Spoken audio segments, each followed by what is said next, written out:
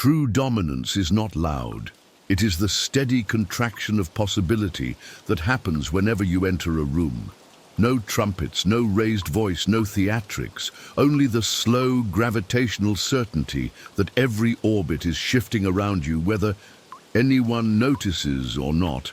You can feel it first in the micro reactions, the way conversations tilt, the way attention fractures, the way laughter shortens by half a second, because subconscious minds have recalculated the risk of speaking freely. There is no overt display, no glare, no puffed chest. There is only presence, dense, quiet, unreadable. People sense the vacuum of information and fill it with projection, and projection is always louder than truth. Silence, therefore, becomes your amplifier. You do not seek to dominate. You simply subtract variables until you are the only constant left. A raised eyebrow can stop a rambling ego far faster than a lecture. A single measured inhale can drown out a rising argument. True control begins with the discipline of every twitch and syllable, because the first person to learn that your emotions do not leak is you. And once you believe that, everyone else does too. Self-command is the root currency. Everything people call power is merely a derivative. Perception is the first battlefield. Long before titles, resumes, or reputations collide, optics decide the opening balance of power. Walk into a lobby wearing panic, and the receptionist owns your afternoon. Walk in wrapped in stillness, and the CEO's schedule bends to accommodate the unknown variable. Optics are less about clothing or posture and more about the story your nervous system broadcasts. Calm pupils, slow blinks, shoulders, dropped jaw unclenched. These are primitive signals that whisper, "I do not fear contest." Predators recognize it and steer clear. Opportunists recognize it and recalibrate their angle. Allies recognize it and upgrade their offers because proximity to composure feels like insurance. The mistake amateurs make is believing dominance must be performed. They decorate themselves with noise, luxury logos, swollen language, choreographed outrage, thinking volume substitutes for weight. But noise advertises insecurity. If you must tell the room you are powerful, the room already knows you are not. Confidence is a passive broadcast. It does not negotiate. It does not care for validation. It is simply there, like altitude or climate. Others will either acclimate or retreat. Neither outcome requires your commentary. Unreadability is the keystone. Most people telegraph their next 10 moves in the first minute of meeting. They rush to fill silence, overshare motives, or laugh too loudly to cover micro fears. In contrast, you treat personal data like state secrets. You permit just enough reveal to appear human, never enough to appear decipherable. A half smile invites speculation, and speculation forces opponents to burn energy mapping ghosts instead of realities. Every calorie they waste guessing is a calorie they cannot spend acting. Appear weak when necessary. Strength camouflaged as frailty is the oldest, most reliable. Trap in the playbook. When you lower your guard, strategically, surgically, you grant permission for arrogance to reveal itself. The louder they boast, the wider they open their flank. Picture a chessboard where your queen pretends to be pinned, luring the adversary's rook into overextension. By the time they realize the lanes you left unguarded were funnels, they have nothing left to retreat with. Humans, unlike chess pieces, possess pride, and pride hates reverse gear. Once an opponent has swaggered past the point of caution, you need only shut the door they swaggered through. Feigning fragility is not lying. It is redirecting. You are not inventing weakness, you are renting it. You borrow the appearance long enough for it to earn interest, then you cash the check in decisive silence. Strike only when necessary, and make it final. A half-defeated rival learns. A cornered rival morphs. A disgraced but breathing rival refines vengeance in darkness. Complete victory. Paradoxically, is more merciful than partial victory. One clean incision frees both sides from an endless cycle of spite. If the conflict is reputational, remove their credibility at the root. If the conflict is operational, isolate their supply. Lines. If the conflict is political, split their alliances so thoroughly that reintegration costs more than surrender. Mercy can follow once capacity to retaliate no longer exists. Power expands through environment, not direct confrontation. You can cage a wolf, or you can melt the glacier that feeds its valley. One looks dramatic, the other rewrites the map forever. Control the signage, the schedule, the optics, delay a key email, redirect a mutual contact's loyalties with a single lunch, change the metrics by which success is measured until they're victories. Collapse under the weight of new definitions. Most battles are won 3 rooms away, hours before the meeting starts, with a softly worded calendar invitation that forces your rival into a chair facing the sun so they squint through their pitch. While your features remain serenely backlit, such minutiae sounds petty to those who have never governed outcomes. Veterans know the border between coincidence and orchestration is where dominance lives. Master psychological silence. In the digital era, outrage velocity is currency. People offer knee-jerk hot takes because silence feels like irrelevance. You weaponize the opposite. When rumors swirl, you let them ferment. When critics bait you, you let the echo chamber exhaust itself. Your refusal to enter the arena becomes a mirror. The crowd eventually notices the combatant is shadowboxing an empty space. Doubt mutates into embarrassment, embarrassment into doubt about the accuser. And by the time you step forward, if you ever do, the narrative has inverted under its own centrifugal force. Observe any boardroom tantrum. The first executive to speak in anger loses twice.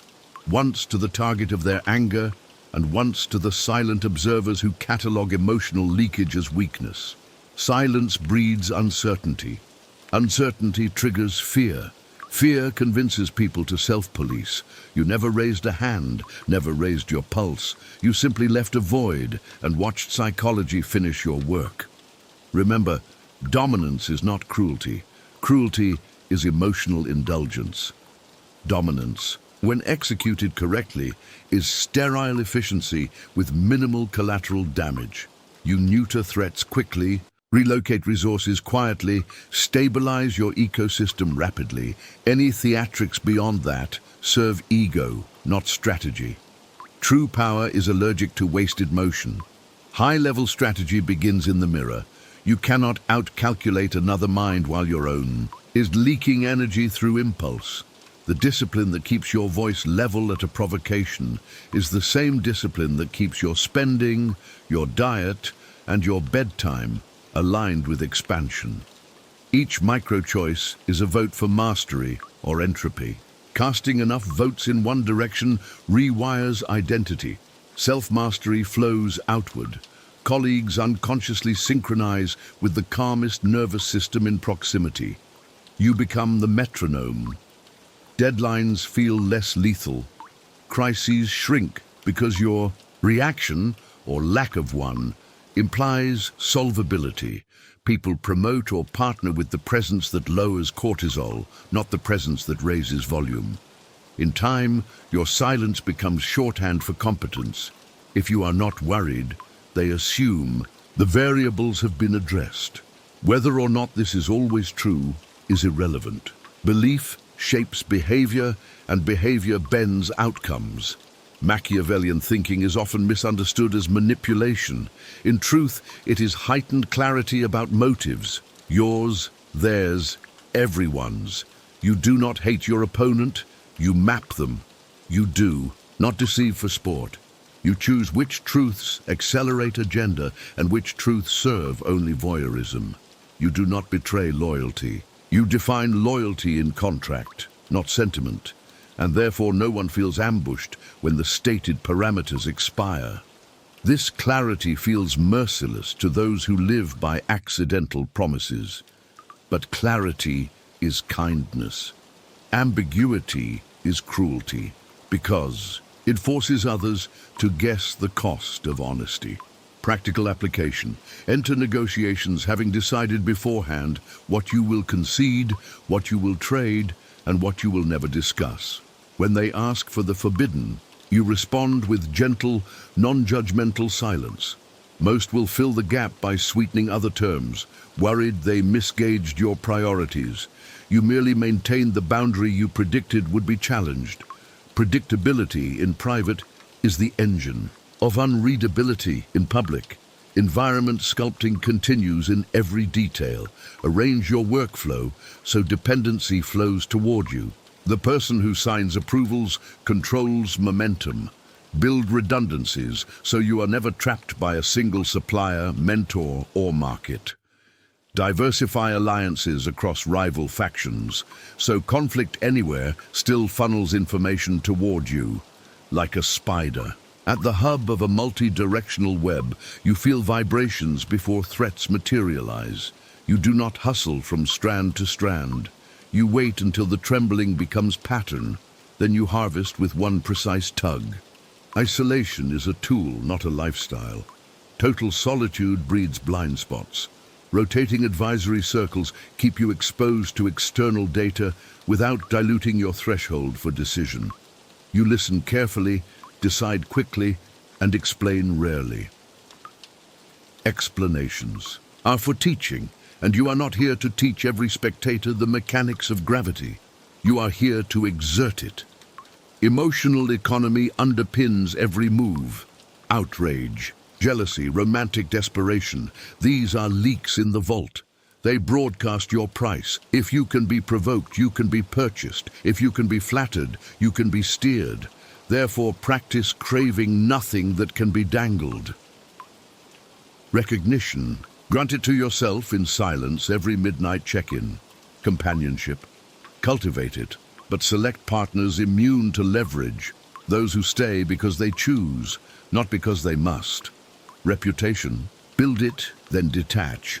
The moment you need applause, the crowd controls the playlist. Dominance also respects timing. Nature wins by seasons, not seconds. You can kill a tree by pulling at its leaves daily or by waiting until drought withers the roots. Both achieve the same outcome. One wastes sweat and reveals intent, the other looks like an act of God. Patience is an invisibility cloak. While rivals fight for headlines, you wait for tide shifts.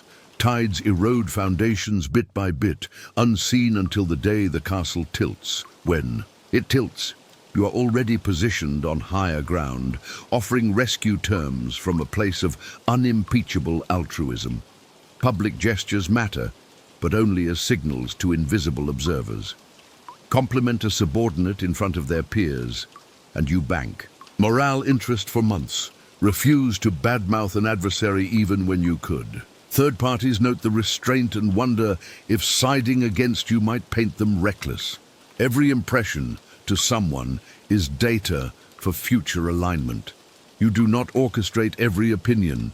You curate anchor points, confident that rumor will stitch the rest. Silence, once more, is your audit system. Before sending any message, verbal, digital, symbolic, ask, does this reveal more than it earns? If the ratio favors revelation, delete. Mystery compounds. Mystery turns 6 words into perceived scripture because humans fill gaps with their deepest anxieties or hopes.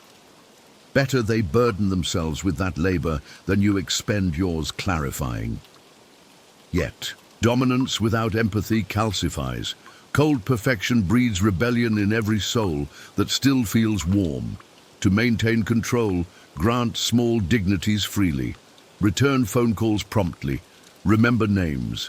Pay debts early. A tyrant fears loyalty because he knows he lacks it. A strategist cultivates loyalty because he knows its yield dwarfs fear over time. Loyalty that flourishes voluntarily is the only insurance against the moment you miscalculate. And you will miscalculate. Dominance is not divinity. even silent kings. Bleed. When that day comes, the hands that once trembled in your presence will steady you back to vertical if you earned them. The quiet man is not alone. He is surrounded by quiet advantages. Every person helped anonymously, every competitor outmaneuvered without humiliation, every success understated. Each becomes a shield unseen until arrows fly. Allies bloom in the soil of remembered grace. Closing the circle. Revisit the principles. Self-control precedes world control. Optics outpace dialogue. Weakness worn on purpose disarms. Strikes must be total or reserved. Environments bend easier than wills. Silence multiplies doubt. Clarity eclipses cruelty. Embed them until they replace instinct. You will notice arguments evaporate before reaching you. You will notice resources gravitating into your orbit. You will notice rivals offering olive branches you never requested. All because you removed noise from your signal until the signal became law. This is dominance, the art of shaping outcomes without visible exertion, moving pieces without leaving fingerprints, inhabiting a world where whispers weigh more than shouts. It is not a game of spectacle. It is a discipline of subtraction. Subtract excess words, subtract reactive habits, subtract the need to prove. What remains is gravity, silent, calculated, unreadable, and all bodies fall toward gravity whether they respect it or not.